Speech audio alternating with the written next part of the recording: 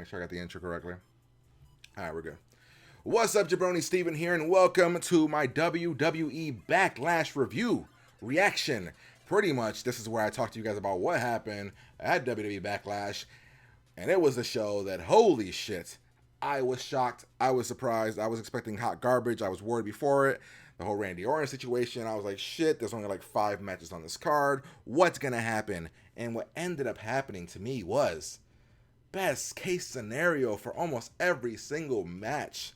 Like, holy shit, I am super on board with that.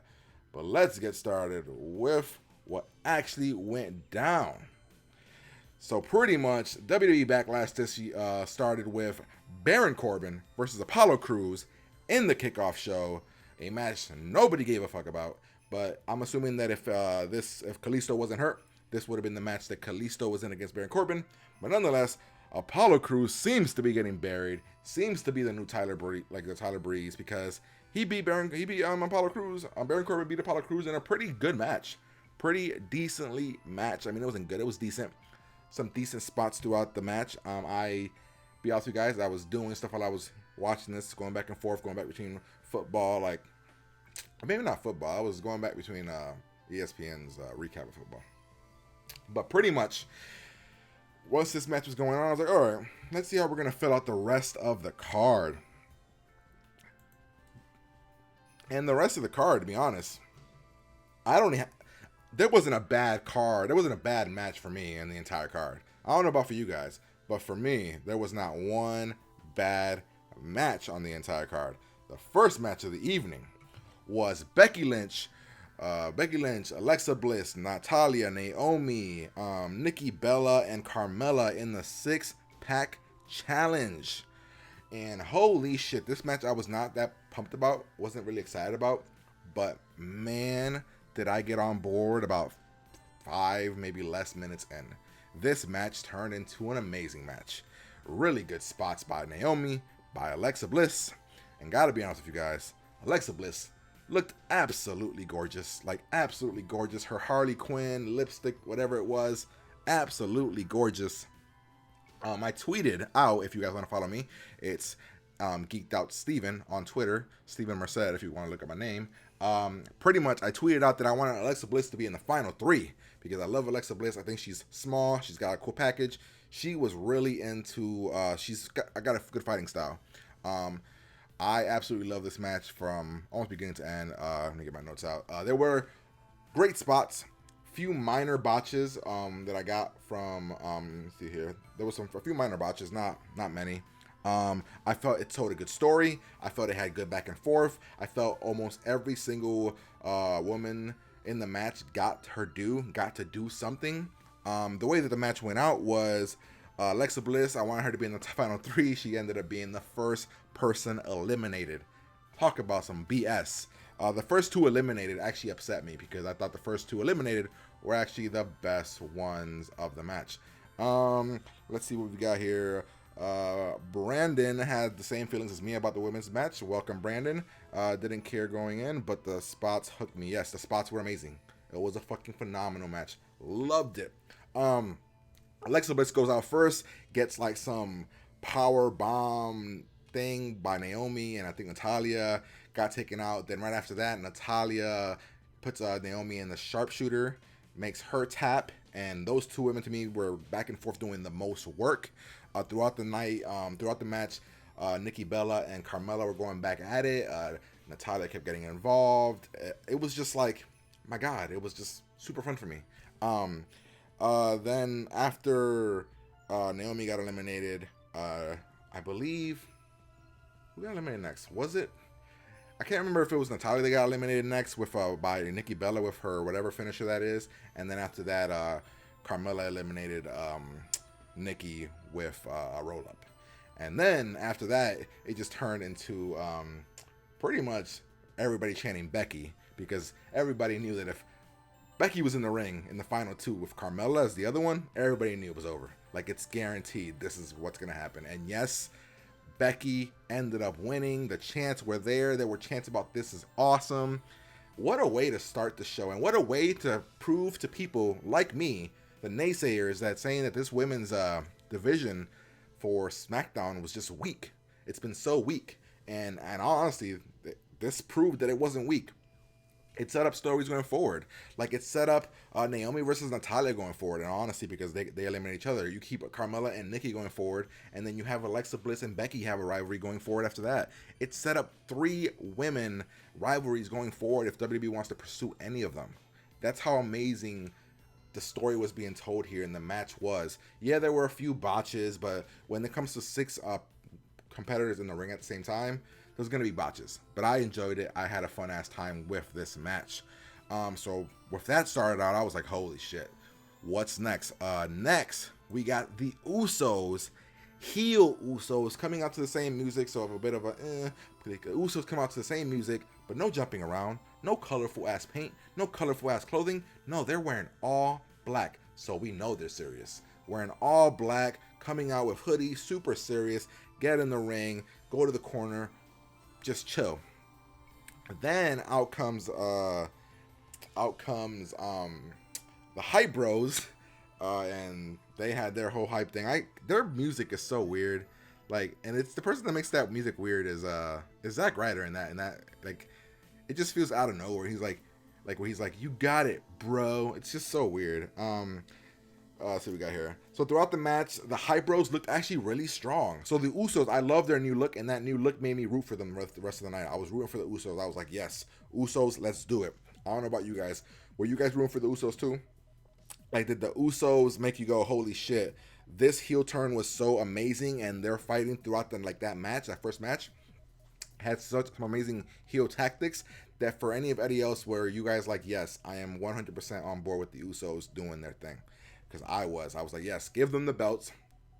I would love to have seen the belts on them at the end of the night. So it was a good, entertaining match. It was crazy. The Usos kept doing heel stuff, doing different. They weren't high flying, because when you high fly in wrestling, fans like you. So they were high flying. They were doing all this crazy. They weren't high flying. They weren't doing this crazy stuff. They were doing hard moves, attacking weak points, doing submissions, doing hard moves throughout the entire match, and I loved it. But also the Hype Bros looked really good. Like, Mojo Rawley was showing some dominance. Ryder was getting some good offense in. In the end, Mojo Rawley takes himself out because he just runs rapidly at one of the Usos and barricades himself right. Like, he runs right into a fucking barricade and he takes himself out, and that leaves Ryder in the ring alone against both Usos. But yeah, I enjoyed this match. The Usos end up double teaming on Zack Ryder and putting him in a submission, which I don't know what they're calling it. I don't know if they had a name or whatever, but I enjoyed it. I had a good time with that match and good finish. And right when that happened, I was like, all right, the Usos, no matter what happens now, I'm happy with the winner of the championship belt, whatever, because I was like, heel Usos or the Zack Ryder comeback story, super on board. Didn't like the Nickelodeon being involved. Yeah, that was weird. So that was very weird. Before we move on to the next match, that was weird. That Nickelodeon kid, they were promoting his thing with Miz or whatever. Super weird. I don't even know who the kid is. I guess he's like a YouTuber or a streamer or something who got a Nickelodeon show. Some type of skateboarder. So there were a few moments throughout the night that were like, not a moment. There was like the beginning with Daniel Bryan and everything, setting everything up. That didn't bother me as much because it was short. But then the thing with the kid and the interview with the kid with Rene Russo was weird. Even the segment with the Miz was weird, and then it didn't really have a payoff, so that was weird. So after the Usos defeat the Hype Bros, we had the Miz versus Dolph Ziggler in a match that I actually didn't care about, and I am a huge Dolph Ziggler mark. Like, I love Dolph Ziggler, and I wasn't excited about this match. I was literally watching this match or going into this match going, this is gonna be pointless and boring. There's no way Dolph wins, and the Miz is the Miz is a good wrestler, and Dolph is a great wrestler, but they told a good story. They went back and forth throughout the night. Let's see what my notes say here. The Miz was doing some amazing heel stuff. He had the heel thing with Daniel Bryan before they even had the match. I thought that was awesome. It set like the tone about how when he said, Daniel, I'm about to go do what you can't anymore. Super heel tactics. I'm loving it. It really set the tone for that match. The Miz was doing heel things throughout the whole match. Good spots, minor spots from both competitors. Dolph looked strong. Miz looked strong. Of course, we expected that from Dolph. Dolph can sell anything. And then it had a good ending. It had a really good ending. It had a proper heel ending. And for being honest, like I was actually trying to think if there was an actual ending like this. When was the last time we had an ending like this? Like when was the last time that we had an ending where like a manager got involved in this way? Very old school, spray, smoke, or like it was very old school manager interference, and I liked it. No, like it was a simple spray to the eyes, took Dolph by surprise, got hit with the whatever the fuck you call Mrs. Finisher. The end. Super enjoyed this match. Let's see what else we had here. What else we got in my notes? Yeah, that was like I enjoyed this match. Rumor has it the cruiserweight division is coming to SmackDown. Yep, I heard about that rumor. All right, here we go. So this is where I was worried as soon as I saw that. So there's rumors going on about Randy being hurt, and then they had the little segment where Randy was actually hurt. He got hurt. I was like, oh shit. And then there was people saying that it was going to be Kane, and I was like, no, what's going to happen?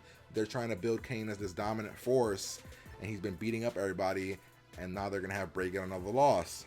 And I'm going to be honest with you guys, although I hated the ending of this match. I mean, it made sense, but I hated it anyway. It was a decent match. Like, I'm going to be real with you guys. I actually thought this was a decent match. It became a no-holds-barred match. We don't have a reason why, but it became a no-holds-barred match. I wish that Daniel or Shane would have said that this was like a punishment for Bray, but they just made a no-holds-barred match for no reason. But it was a good match. Bray looked actually really strong with weapons and stuff. I thought Bray did a good... I don't know what that... it was a good match. I enjoyed the hell out of it. Or I enjoyed it for what it was. I think that people were downplaying it because it was Kane, and the fact that compared to every other match on the card, it was very much not. It was the worst of all of them. So I know people hated it, but I actually liked that. I thought it was a good match. And when it came to the ending, Randy Orton comes out. Bray is looking back and forth because he knows how RKO out of nowhere can happen, and he got caught with an RKO out of nowhere. And my thing was that I think a proper ending would have been to make Bray look stronger would be if he got RKO'd out of nowhere, then Kane went for the chokeslam, and when Kane went for the chokeslam, somehow Bray got the Sister Abigail in. I thought that would have been an awesome ass finish. I would have enjoyed the hell out of it. But no, instead, he gets RKO'd out of nowhere. Kane chokeslams him. That's the ending of the match. Makes Bray look strong throughout the match, but he loses here, and we all know he's gonna lose in the end when it comes to against Randy Orton. So it just, what the fuck's the point? You know what I mean? Like that's how I felt throughout the ending of that match. I was like, it made sense of the story because Randy would get involved, and Randy doesn't have to do a lot, even if he is. The rumors were he wasn't cleared yet. So, Yo Stat, check out WWE.com. The title says it's retired. I don't know where you're seeing that. I don't see that anywhere on here. Do I have to go to the titles? Yeah, I don't know. I don't see that anywhere. You're gonna have to like let me know where that is because I don't see it. All right. So where are we at now?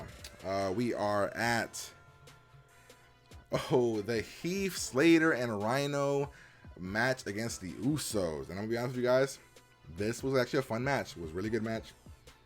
Had a really good intro when it came to before the match where Daniel, where Heath Slater was talking and giving an interview, and then when he goes off camera, he leaves Rhyno to talk, and when he comes back thinking that the interview's over, and he's talking about like having to go to the bathroom and all this other stuff. And yeah, some people are gonna say it's poop, it's poop humor and all this other stuff. I get it. It's stupid. It's poop humor, but I did enjoy. I laughed at it. I thought it was funny. It made like the chemistry between Rhyno and the chemistry between Rhyno and Heath Slater. I enjoyed the hell out of it. I thought it was awesome. So I enjoyed the hell out of this match. The match goes back and forth, like we know. Heath Slater holds his own for a little bit, then he gets beat up. The Usos again continuing to do their heel tactics. And this one I thought it was up in the air. I was like, who's gonna win this? Are they gonna have the Usos win because of the whole being heels thing? Are they gonna end the whole story about Heath Slater getting his contract? It went back and forth in my head, and like in the end, I was like, no, I thought the Usos were gonna win, but Heath and Rhyno ended up pulling out the victory, and I thought the ending of this match was really good. It set it up really well. Where Heath was getting beat up, he finally got the hot tag in on Rhyno. Rhyno does his whole thing, and then when he goes for the gore, he misses the gore and he kind of hits himself in the head and he knocks himself a little bit out. And then Heath was like beat up, and then Heath tags himself in. And I was like, okay, this is where they'll lose. Heath will come in, he'll try to be the hero, and he'll lose. But no, what he came in, he did a lot of cool moves. He hit I think he has the inverted DDT as his finisher, and it went back and forth. He got caught off guard with a super kick. And while that was happening, like, one of the referees was attending to the Usos, or one of the Usos outside, and then Rhyno hits the gore out of nowhere, and then the crowd is getting into it, and it was just super, super awesome to me. Like, I really had fun with it. I thought the after segment where Heath was like, we're getting a double wide, baby. This gimmick for Heath works. It's super funny, and I super enjoyed it. Like, I had a lot of fun. I don't know what this means for the Usos, because I thought maybe it might have been a little bit better if the Usos might have won here for story purpose, because right now, who goes against Rhyno and Heath? Like, who does it? Are we going to have the Vaudevillains? Are we going to have the Ascension? Who really goes against them? Because, of course, we know the Usos are going to be going against American Alpha for a while, so that's going to be the rivalry going forward. All right, let me look up this thing that he's saying. Click on AJ and click the name of the title. Go to the history. It says retired. I mean, I would do that, but I don't know why I would say that. But yeah, I super enjoyed this match. Let me see where it's at. Where the fuck do you click on the championship here? I don't even see the championship here. Like, I'd have to go on here, find the championship. Too much work. All right, let me do this. Let me go to Superstars. Where the fuck's Dean Ambrose at?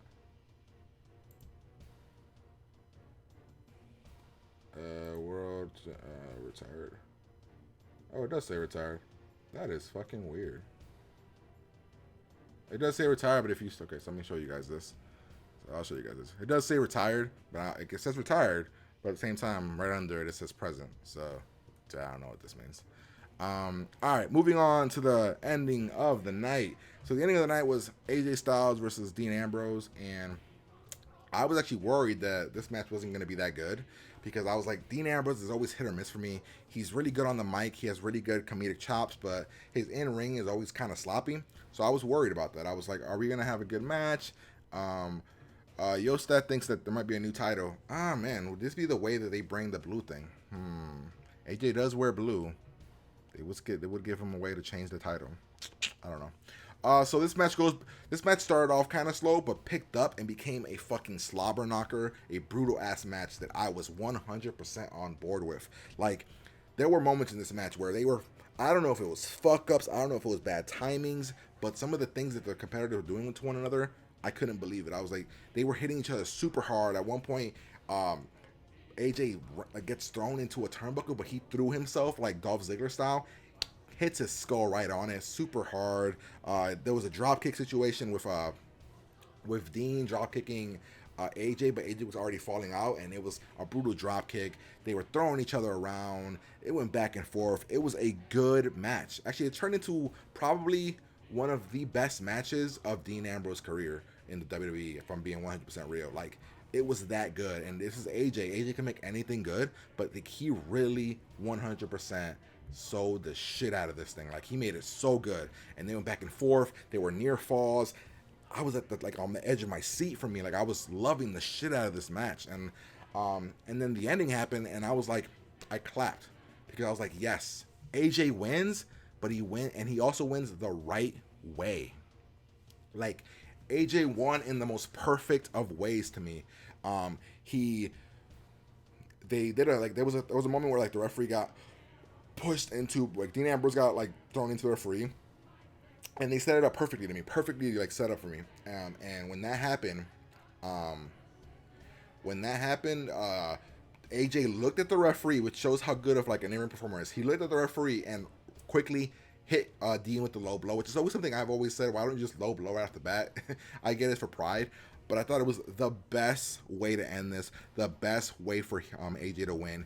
AJ is truly heel. It makes you root for AJ. Like, it doesn't make you root for AJ, but it makes you like root for him as a bad guy. You're like, yes, Dean lost, but it wasn't clean. It was kind of clean, but he got low blowed. So I absolutely loved it. I thought it was a perfect ending for this pay-per-view. And according to everybody on the car, everybody throughout the night, they loved this pay-per-view. It was baller. It was awesome. So I was 100% on board with this. Which is just saying, you guys, like, I really, really like this pay-per-view. Like, I don't know what bad parts were in this pay-per-view. Like, all the matches felt longer because there was so little of them. Every match felt like it at least got 20 minutes of screen time, because there was only 6 matches on the card. Were there 6 matches? Maybe 7 matches on the card total, but it filled out 3 hours, and that's 3 hours of straight wrestling. We didn't have many stories or like promos and stuff like that. It was 3 hours of fucking straight wrestling from a great. This is how I'm gonna rank them. But this is what I did. From a great AJ versus Dean match to a really good Rhyno Heath Slater Usos match to a decent Kane versus Bray match, which is a really decent match. If I'm being real with you, it's a decent match, but people were upset because Bray lost and Kane, it was Kane. To a really good Miz Dolph Ziggler match, to a really decently good Usos versus Hype Bros match with the Usos coming heel and actually looking like heels and doing a fucking phenomenal job at it, to a good 6-pack match with the women. Like, this is probably one of the best women's matches in WWE this year for me. Like, it's easily top 3, top 5. Like, it's so good to me. Like, I enjoyed every moment. I couldn't look away. And the worst match was honestly this one, because nobody cared about it. Like, I think that's a win for pay-per-view, and that's all I gotta say about it. If you guys have any questions you guys want to ask me, feel free to start asking me questions. And I will also say, when it comes to the CM Punk situation, yeah, CM Punk lost. He did some stupid things. I actually watched the UFC pretty on occasion. Like I actually was hardcore into the UFC, but he came out swinging like a bat out of hell, like a dumbass. First off, you're the amateur there. You never come out swinging like a bat out of hell unless you know you have power. We don't know. Like, I don't think CM Punk has power. I didn't think he was gonna win. I thought he was gonna win by decision, like getting a couple hits in. No, he comes out swinging like a bat out of hell, gets caught, gets on the ground, and that's it.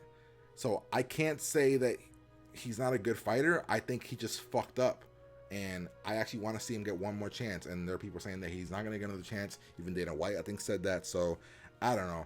So people were hating on him, but I give him respect. He pursued his dream. Took him 2 years to get there, 2.5 years, but he did it. All right, let's get to the chat and answer some questions if you got them. That's AJ for you, best performer in the business. AJ is probably the best performer in the business. Same with Joe. I love Joe. I can't wait for Joe to come up as well. But Joe's not coming up until probably the Survivor weekend takeover in Canada.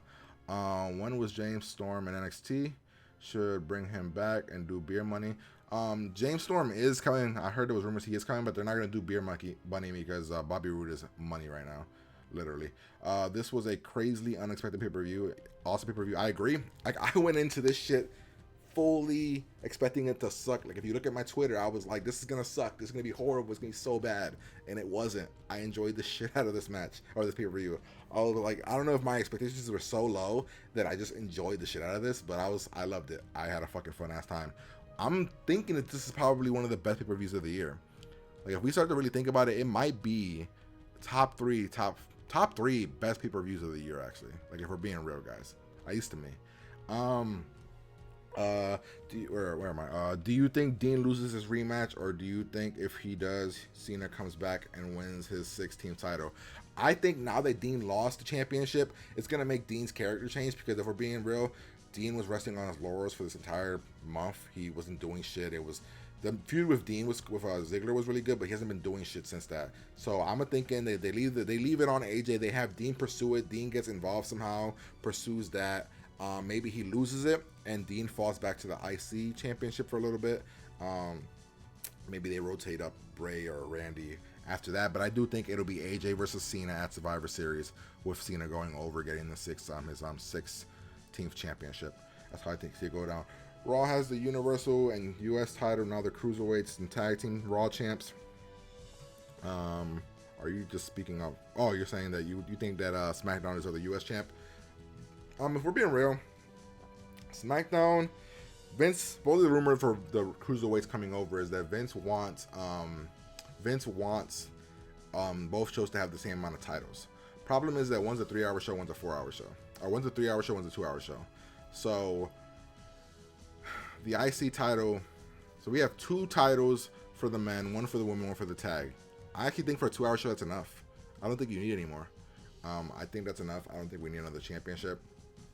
I think the cruiserweight should not be on SmackDown. There's not enough room there for them, on there for them. So I'm actually gonna say I don't want that. I'd rank it about an 8.5.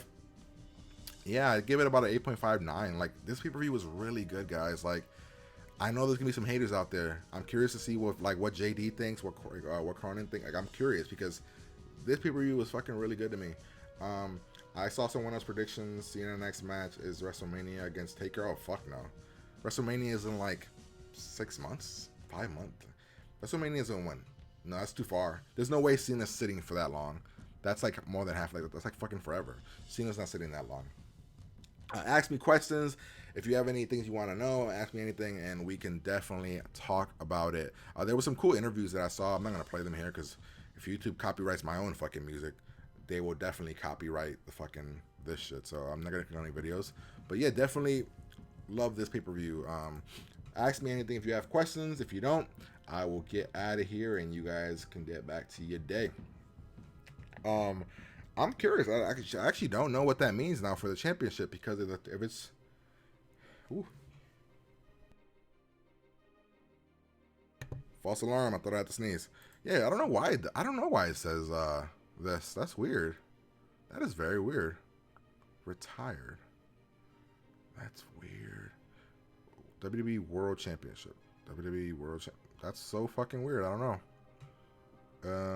No, I think it's just a fuck up. WWE main event, WWE Velocity, or WWE Metal or Saturday Nights. I don't know what that is. Or I know what main event is. Are the other things shows? I don't think I've ever heard of the other shows. But yeah, like, oh man, like I'm so happy the pay-per-view was good. I was so like worried that I was gonna go into this and I was gonna be so bored, and I was like, damn it, and I don't like the Patriots, and I'm not a really big fan of the Cardinals, so I was like, ugh, shit, I'm gonna have to watch the pay-per-view because there's nothing else for me to watch. But luckily, this pay-per-view fucking killed it. It killed it, like really killed it. I actually enjoyed the shit out of it. All right, so I'll stay on for a few more minutes. If you guys keep having conversations and talking with me, I will answer the questions. But if you don't, I'll get out of here and let you guys get back to your day. But man, this pay-per-view was fucking good. So good. Like my predictions, let me see how my predictions came out. My predictions, I picked Dean, I was wrong. Picked Becky, I was right. I had Alexa Bliss and Becky be in the finals, I was wrong. I picked the Usos, I was wrong. I picked The Miz, I was right. I picked Randy, I was kind of right. What else did I pick here? Let's see what else I picked. And the final one that I picked, yeah, I picked the Usos, and then I got like half of them right.